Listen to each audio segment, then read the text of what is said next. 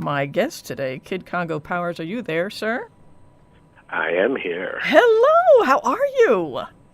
I'm good. I'm in Montreal, Canada right now, getting ready to make it to Kingston, New York. And how long of a drive is that?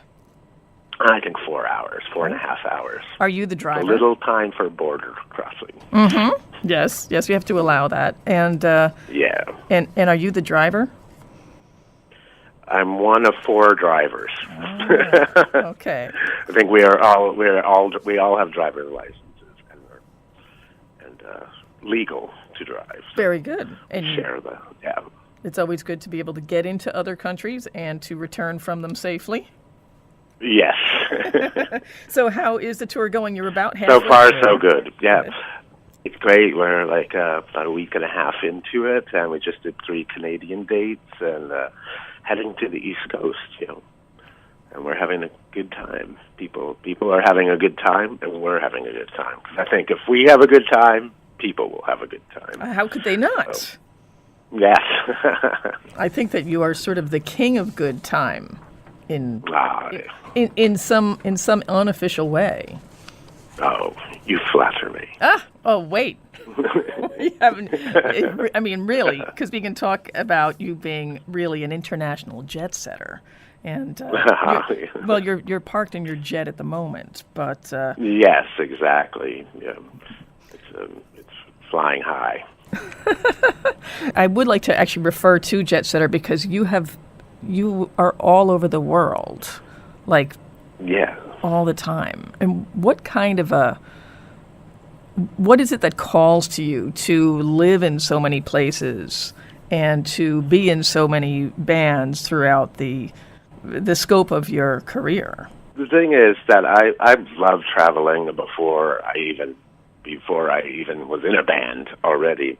I had already traveled to Europe with a school trip from high school, and I had begged at my parents to let me go, and then I went on the school trip. This was 1977, so I experienced like London and Paris punk rock scene. Of course, oh wow! Split from the school group and went to punk clubs and record stores, and got a spiky haircut, and the chaperones couldn't catch up with you. Yes, well, I think as long as I got back in one piece, they were okay about it. Good. How long was that trip for?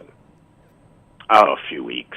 Wow, really? So I traveled all over Europe, and I got a travel bug. And then when I came back, was within a few years, I had met Jeffrey Lee Pierce of the Gun Club, and he had done the same thing and traveled to Jamaica and New York, and we were bit by a wanderlust bug, and that's something we really bonded on greatly. And then later, moving, it just seemed natural. We're just following our natural muse, if you will. Mm-hmm.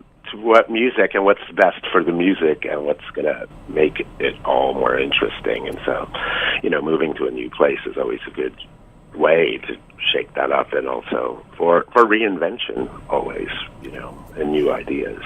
Different culture, different idea. Mm-hmm. So when you go back to, say, like Berlin to play, mm-hmm. do you have more of a home feeling? Like, where is the most out of place you've felt recently? In Hamilton, Ontario. No. The most out of place, I think we were in Eastern Europe last year, and that was, I had been before, but it had been a really, really long time. And it just seemed like something very, very different, still a bit, cold and Eastern. Mm-hmm. And I had almost forgotten about that because I had lived in Berlin when it was just West Berlin. Yes. And we would go to East Berlin and go like, oh, here's where all the old part is, because West Berlin had been bombed and was all rebuilt.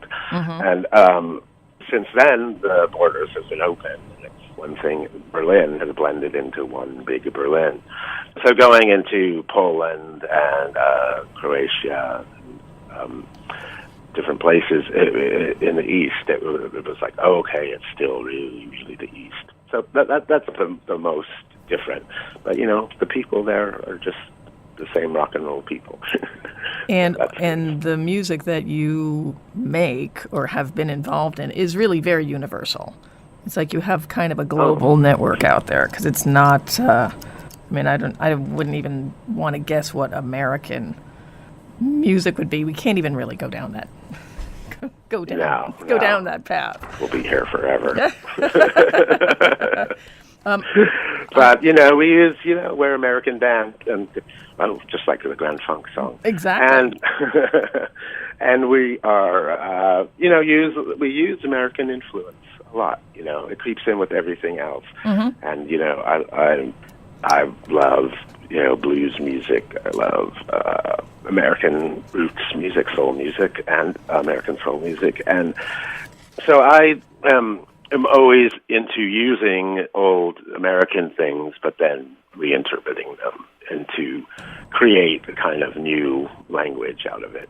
I've was very influenced by like someone like the Cramps, or in the 80s, the Contortions, who were taking right now you can, like the Cramps, you could mix a psychedelic song with a rockabilly song, and it's kind of, we know what that is now.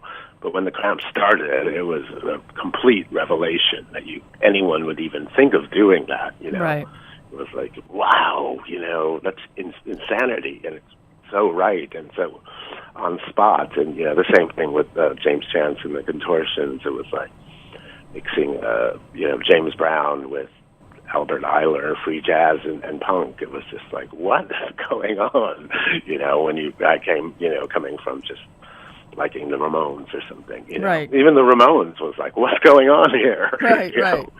And I do remember trying to describe to friends of mine like what the Contortions sounded like. Like in that time period, it's like, well, it's kind of funk, it's kind of crazy. Like, we didn't really even have language for that. And I do also remember when Psychedelic Jungle came out, wondering about the title.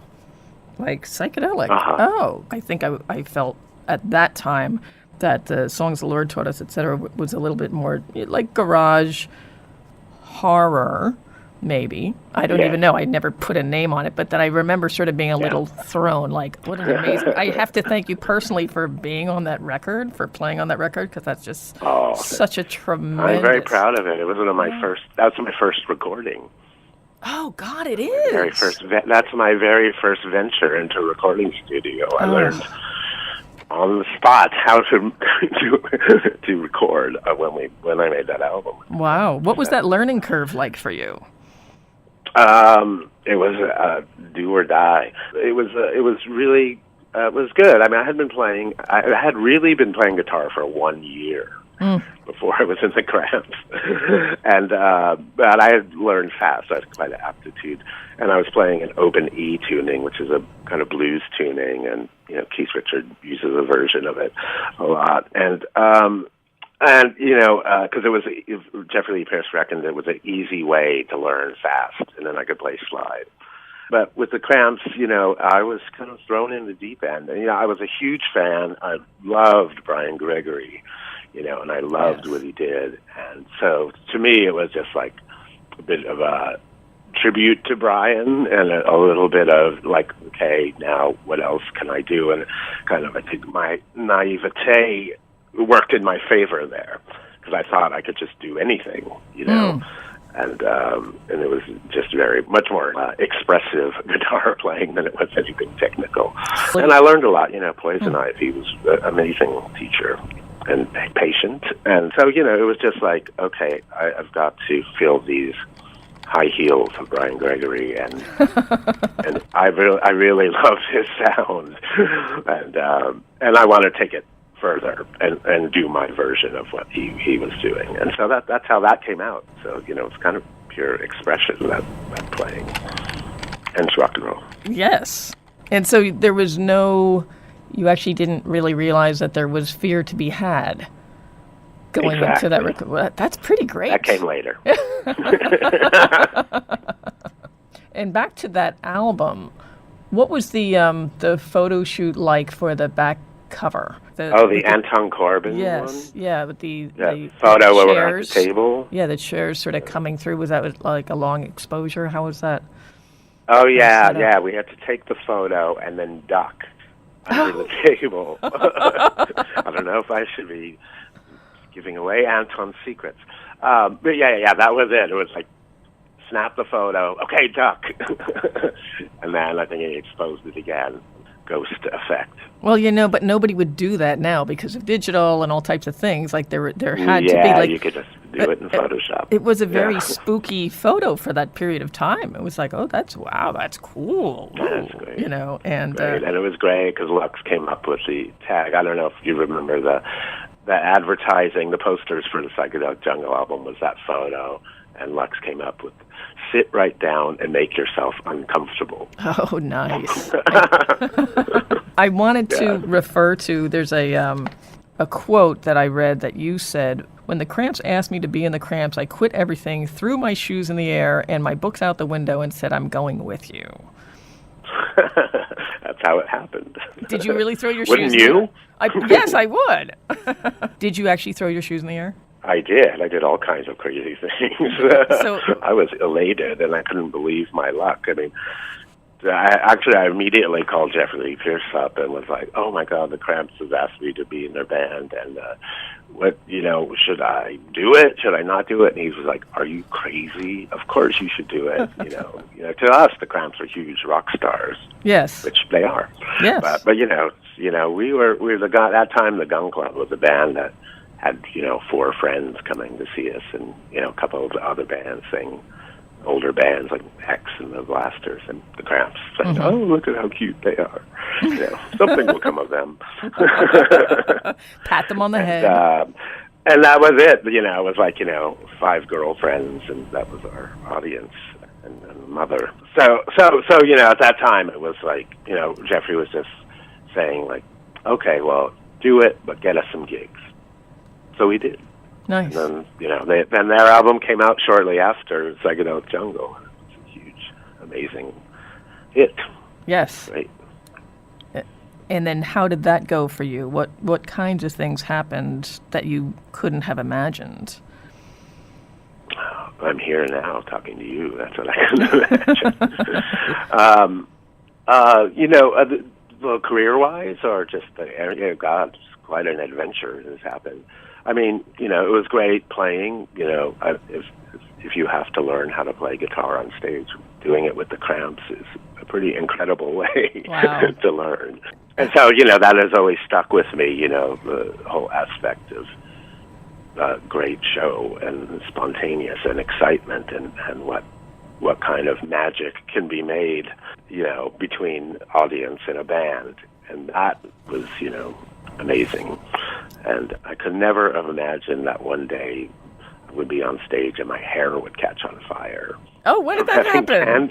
We were playing in L.A. at the Roxy, and we used to have candles burning on our amplifiers, and we would do Sunglasses After Dark, and I would go to I'd be making crazy feedback and go up to the amp and to get the feedback and lean over the amp. And then one time I had so much hairspray, Aquanet Extra Super Hold, in my hair that I leaned over the candles, and then people said they just saw this flame come out of the candle and like jump onto my hair. Oh my goodness. And so luckily I had so much hairspray on, it just went on the outside of it, just went whoosh. Oh. And then suddenly Nick Knox jumped out from the drums and was pouring beer on my head, and tour manager Bradley Field was hitting me on the head. And I was like, wow, how bad was that note I played? Right. Then, the whole club smelled of stinking, burning hair, and the girls were screaming so loudly, and it was great. Well, you're their hairspray. No one was harmed, and not missing a beat. Lux Interior immediately said, "The days of miracles have not passed. We present to you Kid Congo, the burning bush." Oh my goodness! Wow. So. Yeah, that was a pretty incredible thing. I thought would never happen. So one of the listeners wants to know, how could you not say that you are, just from all of the experiences in the bands that you've been in, that you are not the coolest person on earth? Like, You would have to be voted. I can't possibly think of that. Well, how? Because I know. No.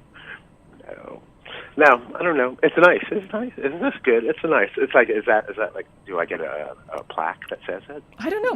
What would you want? I mean, it's good. I mean, I do what I do. I mean, and I'm.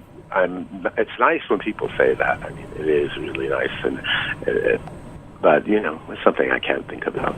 It doesn't do me any good to think about how cool I am. I guess not. It might ruin everything. Do you have any concepts you've wanted to explore, either in a band or just on record, that you haven't yet done? Something that's sort of always been in the back of your mind? It's funny. We were just discussing if we should do a cover version album, and what would that be? And I'm not sure yet, because we just brought up the idea, and whether it will be now or later. But yeah, that's one. Is a cover version band album a good idea or a bad idea? That's the question. Well, I think with your band, it's a good idea. Okay, then we'll do one. Good. I'm so glad we talked about that. Thank you for making that decision for us. You're welcome. Can you talk a little bit about the difference for you personally in forming bands like the Pink Monkey Birds and the Gun Club, and then and joining bands like I don't know if it's having a role or something that you have to sort of pull out of yourself more when forming a band? Can you talk about the difference? Yeah, well, it's very different, and I always say to Ivy or Nick, or Nick Harvey, really, if I ever was, a monster or ungrateful, all is forgiven. Please forgive me, please. Now I'm the band leader. Right. Yeah, it's a lot of work, a lot more work. The thing is, okay, this is what it is. When the vision of the Gun Club was a shared thing with me and Jeffrey when we began it, and then I left, before the records came out. But and when I rejoined, we still shared this shared vision of what the band could be like, and what made decisions. And we always thought as long as our guitars were together, then that was a thing called the Gun Club. With the Cramps and Nick Cave, those were someone else's vision. I'm very honored and thrilled that I got included in these visions, and got to help decorate them. But that's the difference. And then starting my own band, I've always been writing songs or done projects with other people. I did the stuff with Die Hout, and I was venturing into finding a way that using my voice in a way. And that was the thing, is that when the Pink Monkey Birds started, it took a while for me to find my voice. And the thing when you have a pedigree, especially something as strong as the big three that I have, the Cramps, Gun Club, and Nick Cave, you're really expected to come up with the goods immediately, And so starting for me, that was the only intimidation. But I didn't record a Pink Monkey Birds record for a few years, and because I really wanted to find the sound, Because before I had made a solo record, sort of solo record with a band called Fur Bible with Patricia Morrison after the demise of one of the many demises of the Gun Club, and that's the only time I felt like, wow, I made a bad record. And it was just a record my heart wasn't in, and I for years it was my shame, and then some years later when the Pink Monkey Birds started touring, people were like, oh, I have that Fur Bible album, the record, it's so great, and is there more of that? And oh, it's so amazing. And I was like, are you insane? That's the worst thing ever, and I can't even listen to it. And somehow someone made me listen to it, and then I was like, oh, it's quite good. Oh, good. It's not as bad. It was just a personal association. That the thing is that I take it serious, that I want things to be really good, and I want them to come from the heart, and I want it to be, the whole experience to be good. I don't know if that's idealistic or not, but it is criteria, and I like to keep up. So I had to let the Pink Monkey Birds happen and go through a few lineups and try different things. And for a while, I was just the singer, didn't play much guitar, and then I realized that's not what people want, and it's not what I want. And with the latest version, when I started playing with Kiki Solis on bass and Ron Miller on drums, who is still now, the minute I played with them, I was like, oh my God, here's my band. Sound I've always wanted, and it took me like 5 minutes to realize it, if that long. And we've been together ever since, for 3 albums now. And many years of touring. So, it's something that I think a lot of bands have this, it's a pressure sometimes, to come up with the goods immediately and not have time to let it happen. And I know, and it took a while for the Pink Monkey Birds to happen, but then it happened. I found a way to use my voice, that was not, first I was trying to be more singerly, and now I realize, okay, I could try this. Find out what the strength in my voice is and how to use it, and how to not use it, and what's not the strong part. I'm not a good screamer, or I'm not a good harmonizer, good talker. Yes. Well, and you were taking on something new. I mean, the whole idea of fronting a band after having been in, bands that really are sort of known. Traditionally, no one wants the guitar player to sing. You don't want that sideman solo album, But and I've been prejudiced of this too, and had many complaints, But we decided to ignore that feat and to go on to make something out of it, go the distance. Well, I'm glad you did. Did you? We have a very good work ethic. I'm Aries, and a lot of Aries, the ram. You just kind of a lot of Aries ram through stuff. But then there's the other kind of Aries that we're going to get there, but we can bide our time getting there. But so that's the kind of Aries I am. I'm like, okay, I can work for this, and I have my eye, I have the vision, but I have to get there somehow. So that's me, the ram. I'm going to get there. And do you feel fully supported by these guys? Oh, 100%. Yeah. I can't. I mean, the thing, it's called Kid Congo and the Big Monkey Verse, but it's a collective, band. It's a band. We all contribute songs. The drummer might write a song on guitar. The bass player might write a song on the piano. I might come up with a drum part. It works very collectively with me. And me and Kiki and Ron now have been together since 2006, right, playing together. Even though they don't want to do interviews and that kind of thing, they're very much as part of the creativeness of the band, and as I am. So it's a very shared. Would it be okay with you if they were to do the interviews? I would love it. I'm hearing a little overwork there. But not with you. Of course not. Of course. I would have insisted I do the interview with you. Right. Be on with Diane. But that's the role they want to be in, and I respect them for that.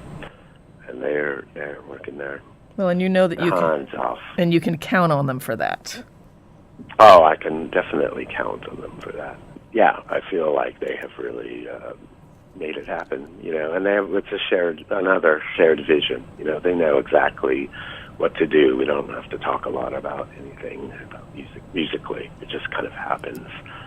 And we have a newer guitar player, Mark Cisneros, who is from the band in D.C. called Medications, and more recently Death Six, which is a band with Rich Morrell and Brendan Canny from Fugazi.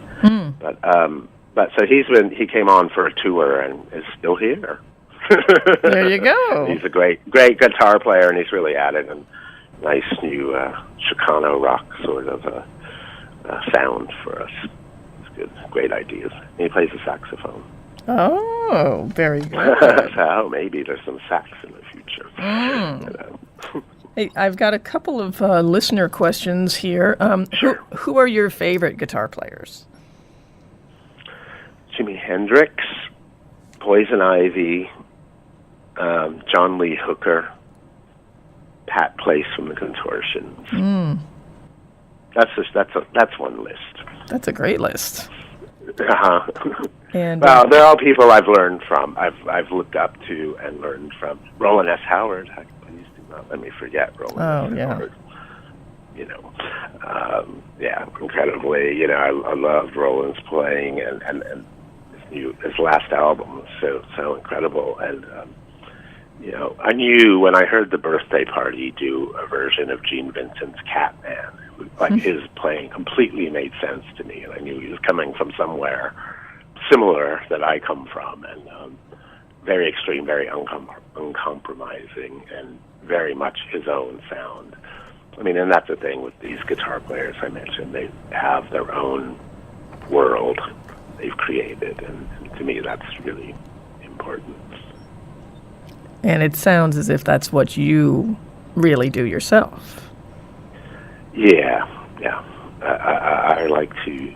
I'm still, just an expressive sort of player more than any technical player. It's more about sound and pictures and blocks of sound for me than it is about shredding. That's funny. Well, I wouldn't. As the kids like to say these days. I don't think I would use that term in relation to you. No, I'm shredding. I'm shredding traditional. I would imagine you like shredding documents. Like there's some. I feel it's like it is expression. It's playing, and it's it's more. I feel more heart there than basic shred. It's definitely yes, I know. Yeah, it's rock and roll at its most primal, but it's also artful, and that's the best kind of rock and roll, I think. I feel like that way definitely about the Cramps, and I feel that way about the Gun Club as well. Can you Nick Cave? Can you name a couple of girl groups? Favorite girl groups? Oh, Shangri-Las, of course. Of course. Number one. Shangri-Las are number one. Mm-hmm. And I have a good story that when I was a kid, I was watching the Shangri-Las on TV with my family, a little kid, and they were doing "You Can Never Go Home Anymore," or I'm pretty sure it was on TV, and I said. Saying a phrase I had heard my parents say. I said, "What is?" She breaks down crying in one part, and it's like, I said, "What is that? La la la, doing crying?" And I was punished on the spot for that. And then I thought, but the thing is, it's weird. We can ask the psychiatrist about this later, but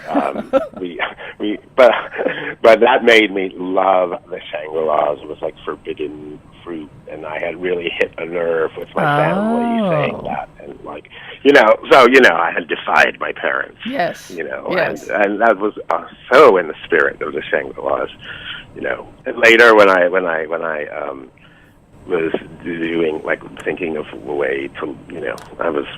I've gone through so many looks.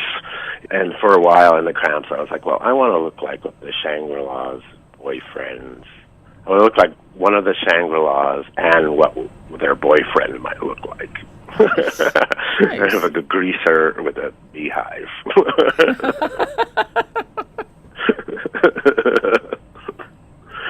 Or one of the Ronettes, right. Ronnie Spector, kind of Ronnie Spector with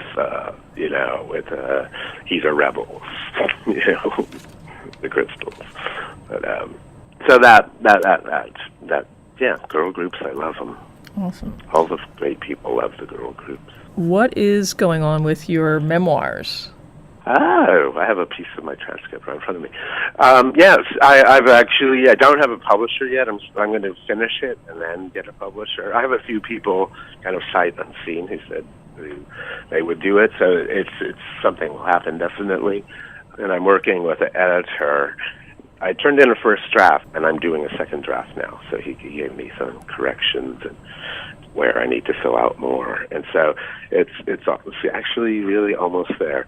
And I've been writing for really 8 years, and just piece at a time. And I wanted to write it myself and not get a ghostwriter. And it was a much bigger project than I had anticipated. And then, working with the editor, we're going to keep it. It's kind of very much a coming of age. It's very much my Los Angeles life, which is childhood to 1984, which is when the Gun Club moved to England.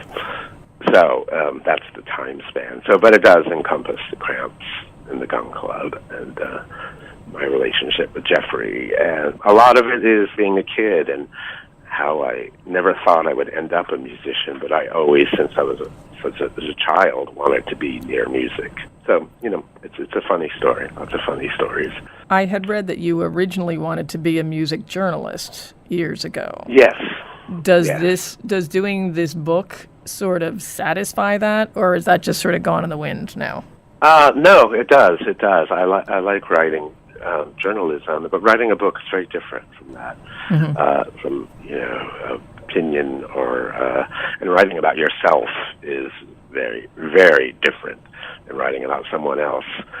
But it does. Yeah, I love writing, and again, it's another goal I had was to finish this book, and I have put excerpts of it.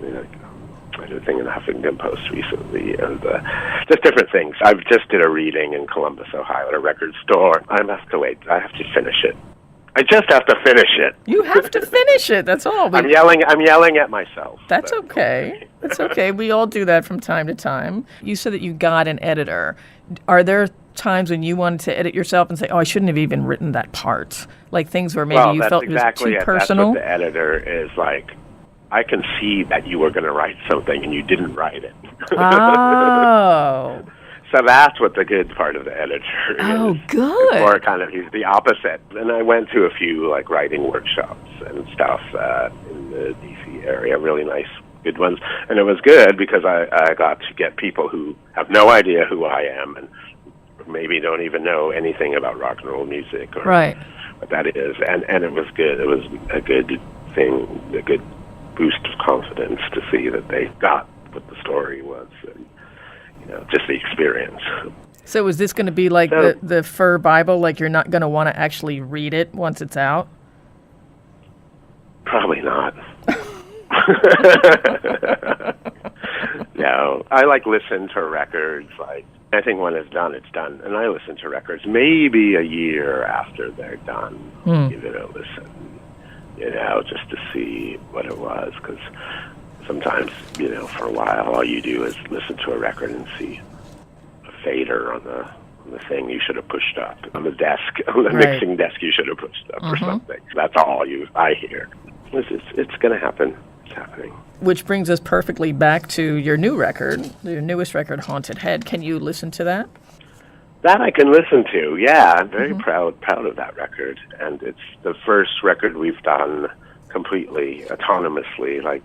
We recorded it ourselves, and the former guitar player Jesse and Ron Miller, the drummer, did the actual recording, and Ron mixed it. So I'm very proud with the sound, the songs, and everything, and that we did it with any outside, mixing or anything, at our workspace I think we've learned how to use the workspace in Kansas, where we are recording, which our drummer Ron lives in a high school. He bought a high school in rural Kansas, in a town called Harveyville, which is a population 250 total. Wow. So there was obviously not a big need for a giant high school. And so him and his lady have moved in there as they were looking for alternative spaces to live in, and they bought it. And I'm like, wow, you bought a mansion that just doesn't look like a mansion.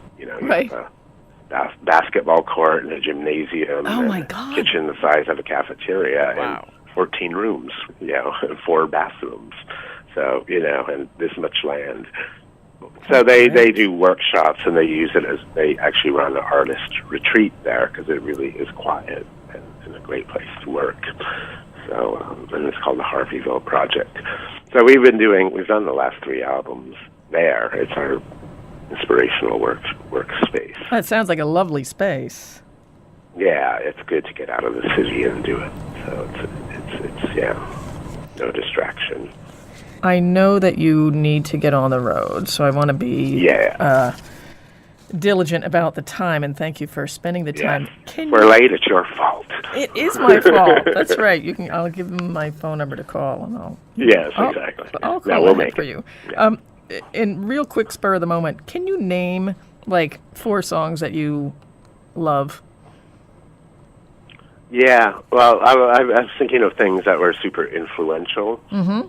The first time I heard "Human Fly" by the Cramps, I freaked out.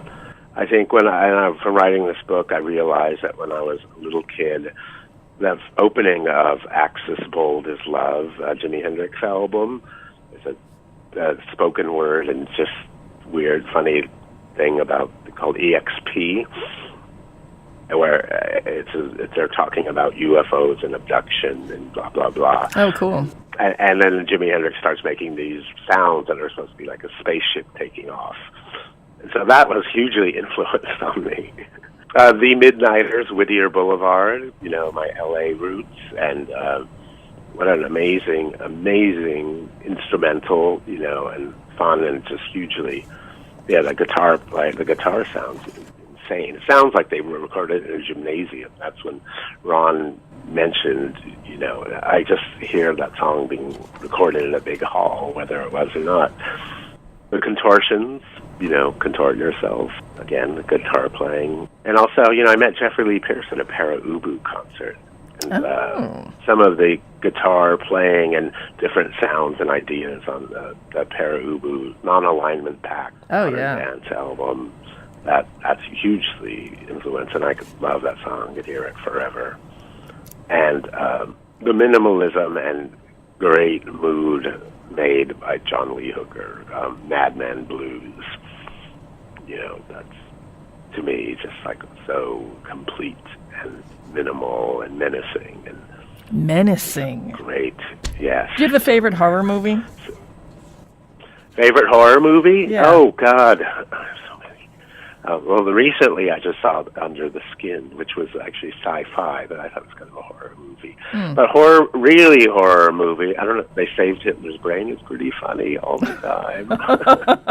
do the bidding of the head. A head in a bell jar. It's hard to go wrong. when that's the lead. I'm going to let you go. I just really want to thank you so much, one, for just being available on the road, and for really being like the common denominator in some of the greatest bands of our time. You bring style and humanity and talent to all of us, and you are really appreciated. So thank you. Oh, thank you so much. The listeners love you, and they're just so. It's really good to hear. Have an excellent show. So, Kid Congo Powers, thank you very, very much. Okay, thank you so much. Drive safely. See you all later. Okay. Bye. Bye.